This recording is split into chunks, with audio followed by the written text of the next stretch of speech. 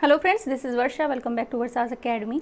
NCERT SST की series में class 6 की ज्योग्राफी का आज चैप्टर 6 है, जिसका नाम है हमारा देश भारत। अभी तक 5 चैप्टर हो गए हैं, टोटल इसमें 6 चैप्टर ही थे। ठीक है, तो आज लास्ट चैप्टर है, इसके बाद आपकी क्लास 7th की जो ज्योग्राफी है वो स्टार्ट हो जाएगी। तो स्टार्ट करते हैं वीडियो। देखिए पहले क्या है, चैप्टर का नाम हमारा देश भारत, यानी कि हम यहाँ पर भारत के बारे में जानेंगे। भारत एक बहुत बड़े भौगोलिक विस्तार वाला देश है। उत्तर में ये हिमालय के ऊंचे शिखरों में गिरा है। तो अगर बात की जाए कि भारत के उत्तर में क्या है, तो आपको पता होना चाहिए क्या है, हिमालय के ऊंचे शिखर हैं, यानी कि हिमालय के पहाड़ हैं। पश्चिम में अरब सागर है, पूर्व में बंगाल की खाड़ी है, दक्षिण में हिंद महासागर है।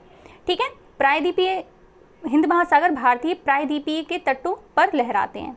तो प्रायद्वीपीय का मतलब क्या होता है कि वह स्थल, वह भाग जो 3 तरफ से जल से घिरा हो। आपने देखा होगा कि जब भारत की स्थिति के बारे में हम बात करते हैं तो भारत का इस तरह से नक्शा है।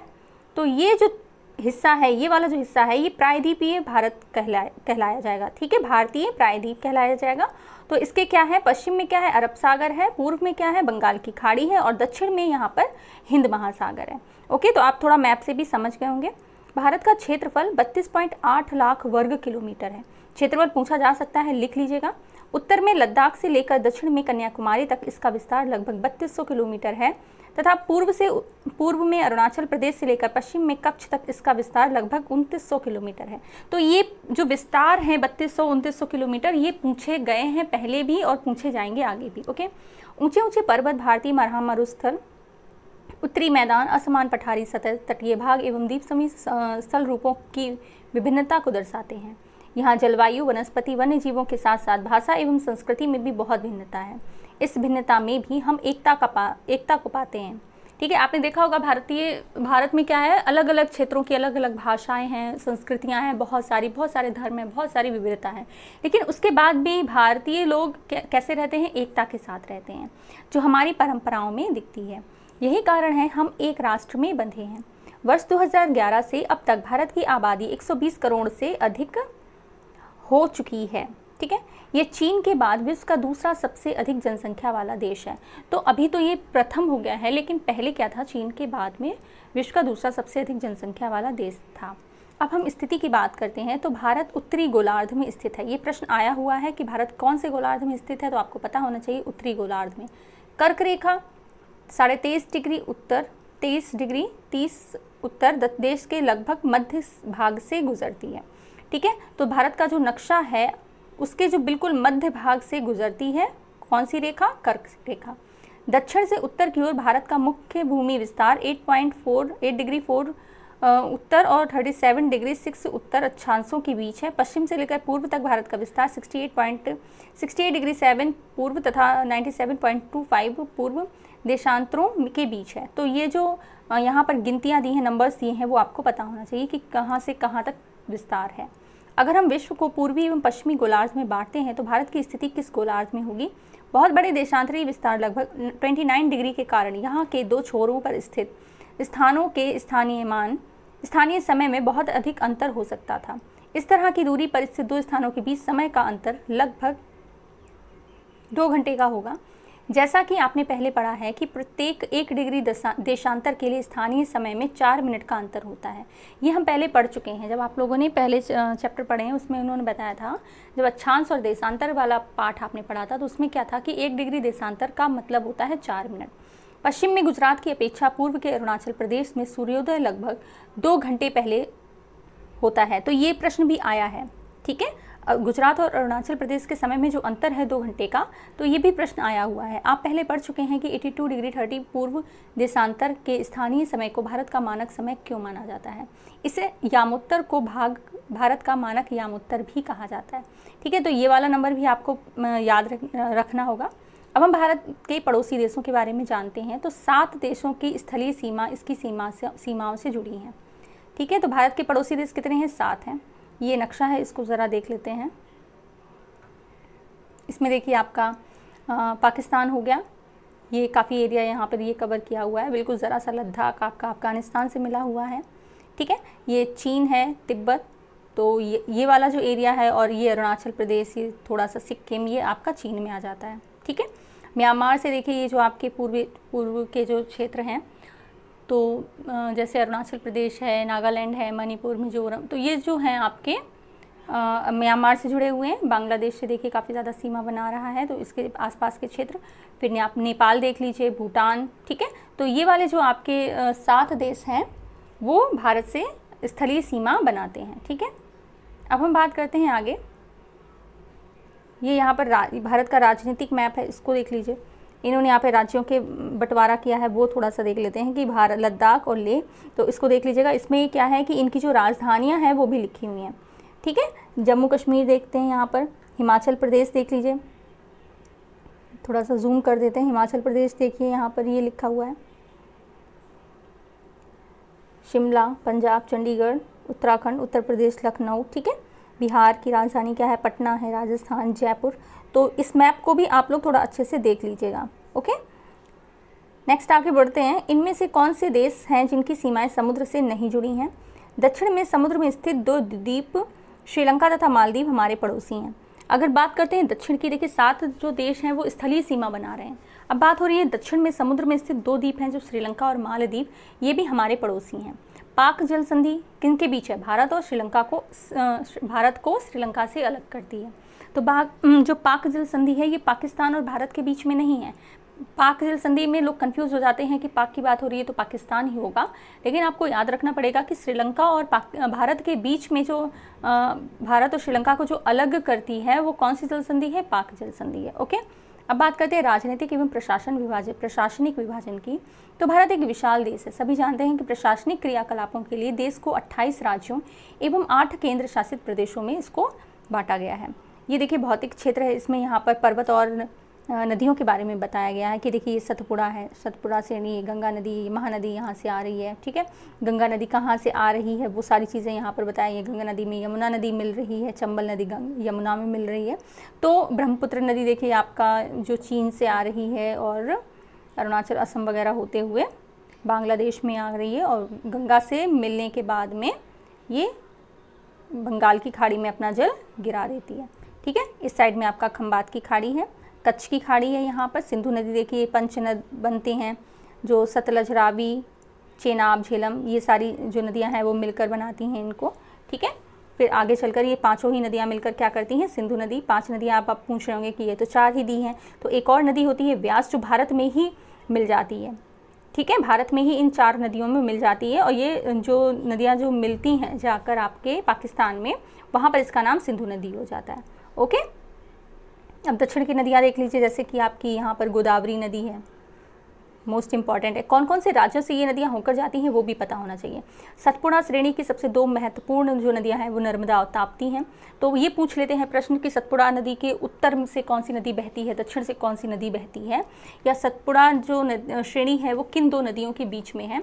तो इस तरह से प्रश्न भी बनते हैं। तो नर्मदा और ताप्ती नदी याद रखिएगा, ओके। यहाँ पर देखिए कावेरी नदी है। अब ये देखिए तटीय क्षेत्र है आपका, तो इसमें पश्चिमी तटीय क्षेत्र है, ये पूर्वी तटीय क्षेत्र है। यहाँ पर देखिए एक आपका दिया हुआ है, नीलगिरी की पहाड़ियाँ दी हैं, अन्नामलाई की पहाड़ियाँ दी हैं। तो ये सारी चीज़ें आपको पता होना चाहिए। ये जो ऑरेंज कलर का है ये पर्वतीय प्रदेश है, येलो वाला आपका पठारी क्षेत्र है, और ग्रीन आपका मैदानी क्षेत्र यहाँ पर दिखाया गया है, ठीक है। तो आपने यहाँ पर अच्छे से मैप समझ लिया। इसका PDF आज ही आपको दे देंगे शाम को 7 PM पर, तो आप लोग अच्छे से इसको देख लीजिएगा। अब बात करते हैं कि 8 केंद्र शासित प्रदेशों में बांटा गया है। दिल्ली भारत की राजधानी है। राज्यों का निर्माण मुख्यतः भाषाओं के आधार पर हुआ है। राज्यों का निर्माण किसके आधार पर हुआ है? भाषाओं के आधार पर। भौतिक विभाजन की बात करते हैं। भौतिक विभाजन भारत में पाई जाने वाली भौतिक आकृतियाँ विभिन्न प्रकार की हैं, जैसे पर्वत, पठार, मैदान, तट और द्वीप समूह। उत्तर में बर्फ से ढका हिमालय संतरी का कार्य करता है। हिम प्लस आलय का मतलब होता है बर्फ का घर, ठीक है। हिमालय संतरी का कार्य करता है। हिम प्लस आलय का मतलब होता है बर्फ का घर। हिमालय पर्वत को 3 मुख्य समांतर श्रृंखलाओं में बांटा जाता है। सबसे उत्तर में स्थित श्रृंखला बृहत हिमालय है या हिमाद्री, ठीक है। जैसे हिमालय पर्वत है तो उसको 3 श्रेणियों में बांटा गया है। ये 3 श्रेणियाँ हैं। तो सबसे जो उत्तर में है, सबसे पहली जो है उसको क्या बोलेंगे? बृहत हिमालय और हिमाद्री कहेंगे। अब ये जो बीच वाली है इसको मध्य हिमालय या हिमाचल, ओके, इसको क्या कहेंगे? मध्य हिमालय या हिमाचल। हिमाद्री के दक्षिण में स्थित है, यानी दक्षिणी तो हो गया, ये उत्तर हो गया तो उसके नीचे दक्षिण हो गया, ओके। और 5 पहाड़ी स्थानों के नाम बताइए, ये अलग चीज़ है। शिवालिक सबसे दक्षिण में स्थित श्रृंखला है। तो सबसे नीचे जो श्रृंखला है, ये जो तीनों श्रेणियाँ आपको अभी यहाँ पर हमने दिखाई हैं, इन तीनों श्रेणियों के सबसे दक्षिण में जो आपकी श्रेणी है हिमालय की, उसको शिवालिक कहते हैं। ठीक है, पहली कौन है, उत्तर में कौन सी थी, बृहत हिमालय या हिमाद्री, मध्य में कौन सी है, मध्य हिमालय या हिमाचल, और सबसे दक्षिण में आपकी शिवालिक श्रेणी है। ओके, हिमालय के दक्षिण में भारत का उत्तरी मैदान है। अब हिमालय के बाद में जो आपका ये मैदान आता है, ये कौन सा मैदान कहलाएगा, उत्तरी मैदान। ये मैदान समतल तथा सपाट है। कैसा है, समतल और सपाट। अभी ये देख लीजिए, जलोढ़ निक्षेप ये नदियों के द्वारा लाई गई बहुत महीन मिट्टी होती है तथा नदी बेसिन को में निक्षेपित कर दी जाती है। निक्षेपित मतलब जो छन कर आती है। ओके, सहायक नदी कौन सी होती हैं, एक नदी या सरिता जो मुख्य नदी में किसी भी तरह से आकर मिलती है। जैसे मान लीजिए गंगा जा रही है, यमुना जा रही है, उसमें और नदियाँ मिल गई। ठीक है, जो और नदियाँ मिल जाती हैं, ये कौन सी नदियाँ कहलाती हैं, ये सहायक नदियाँ कहलाती हैं। ओके, नेक्स्ट बढ़ते हैं। ये मैदान सिंधु, गंगा, ब्रह्मपुत्र तथा इनकी सहायक नदियों के द्वारा लाए गए जलोढ़ निक्षेपों से बने हैं।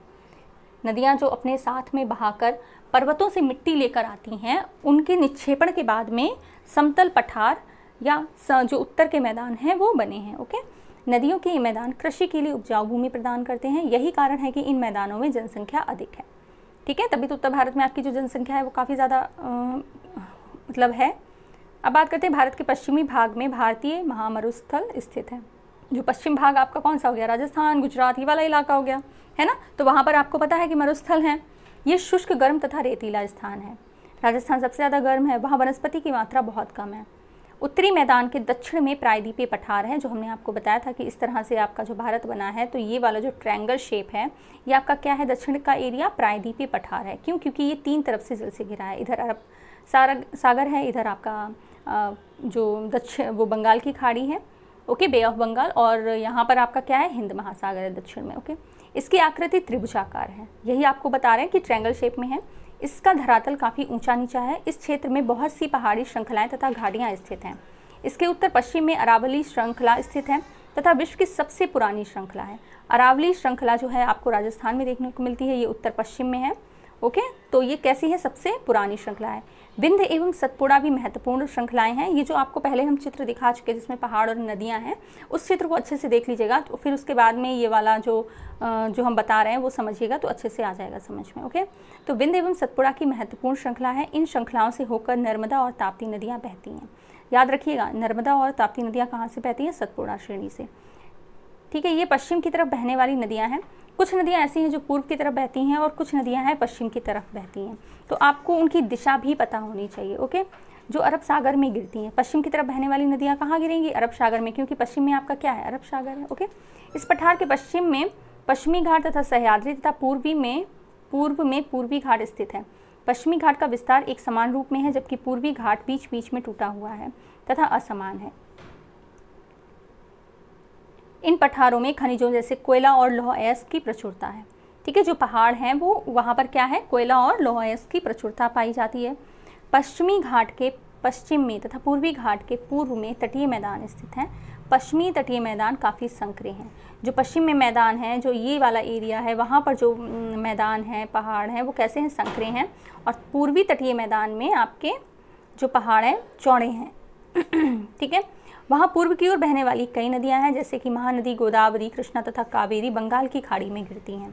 ओके, याद रखिएगा, ये नदियाँ अपने मुहाने पर उपजाऊ डेल्टा का निर्माण करती हैं। मुहाने मतलब जहाँ पर वो गिरती हैं। मान लीजिए ये एरिया है और यहाँ पर आपकी गोदावरी नदी गिरी, तो यहाँ पर इसने क्या बनाया, एक डेल्टा का निर्माण किया। फिर अगर यहाँ देखिए कृष्णा नदी गिरी, तो कृष्णा नदी ने क्या बनाया, डेल्टा का निर्माण किया। और जो पूर्व से पश्चिम की तरफ, यानी कि जो अरब सागर में नदियाँ गिरती हैं, वो डेल्टा का निर्माण नहीं करती हैं। ओके, बंगाल की खाड़ी में गंगा एवं ब्रह्मपुत्र नदियों के मुहाने पर सुंदरबन डेल्टा है। सुंदरबन डेल्टा बहुत बहुत ज़्यादा इंपॉर्टेंट है, तो आपको पता होना चाहिए कि गंगा एवं ब्रह्मपुत्र नदियों के मुहाने पर क्या है, सुंदरबन डेल्टा है। ठीक है, ये देखिए लड़की है, तो इसने एक सुनामी के ऊपर एक कविता लिखी है, इसको भी थोड़ा सा देख लीजिएगा। और ये चित्र बनाया है किसी लड़के ने, ये जो यहाँ पर लड़का दिखाया है वेदनाथ स्वयं, इसने ये चित्र बनाया है सुनामी पर। अब देखिए, भारत में 2 द्वीप समूह भी हैं। कौन से हैं, 2 हैं। लक्षद्वीप समूह अरब सागर में स्थित है। ये केरल के तट से कुछ दूर स्थित प्रवाल द्वीप है। प्रवाल द्वीप यानी कि प्रवाल भित्ति से निर्माण हुआ है लक्षद्वीप समूह का। अंडमान एवं निकोबार द्वीप समूह भारत के दक्षिण पूर्व दिशा में बंगाल की खाड़ी में स्थित है। तो ये भी आपको पता होना चाहिए कि लक्षद्वीप समूह कहाँ पर है, अरब सागर में है, और अंडमान एवं निकोबार द्वीप समूह कहाँ है, ये आपका बंगाल की खाड़ी में है। ओके, क्या आप जानते हैं कि कौन सा द्वीप समूह वर्ष 2004 में सुनामी से प्रभावित हुआ था? समाचार पत्रों तथा लोगों से बातचीत के जरिए जानकारी प्राप्त कीजिए तथा सुनामी भारतीय तट में टकराई थी, किस प्रकार लोगों से अलग अलग तरीके से इस चुनौती का सामना करना पड़ा। सुनामी एक विशाल सागरीय तरंग है जो समुद्र तल पर भूकंप के कारण उत्पन्न होती है। ओके, सुनामी क्या है? एक विशाल सागरीय तरंग है जो समुद्र तल पर भूकंप के कारण उत्पन्न होती है। और इससे कौन कौन से क्षेत्र प्रभावित हुए थे, इसको कहाँ कहाँ किस नाम से जाना जाता है, वो भी आपको पता होना चाहिए। ठीक है, तो यहाँ पर आपका ये लास्ट चैप्टर है क्लास 6 की एनसीईआरटी ज्योग्राफी का, ये कंप्लीट होता है। कल से आपकी क्लास 7 की ज्योग्राफी स्टार्ट कर दी जाएगी। एंड अगर आप लोग ये चाहते हैं कि एक दिन में 2 क्लासेस हो जाएं, क्योंकि ये आपका एग्जाम है 7 जुलाई को है, ज़्यादा टाइम नहीं रह गया है, तो आप लोग कमेंट करके बताइएगा। ओके, एंड चैनल को ज़्यादा से ज़्यादा शेयर करिए। Thank you so much for watching.